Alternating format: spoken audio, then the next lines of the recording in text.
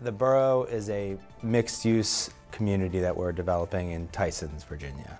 It is on the new Greensboro Metro line. It's bounded by Leesburg Pike, West Park Drive, and Greensboro Drive. At full build-out, it should be around 4 million square feet of new development. In our first phase, we're going to build roughly 1.4 million square feet of office space, residential units, retail.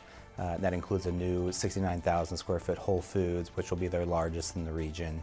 We want this to be a self-sustaining, new kind of urban district in Tysons that doesn't exist today. We want it to be a walkable, vibrant storefront community where people can live, work, shop, dine, commute, play, visit.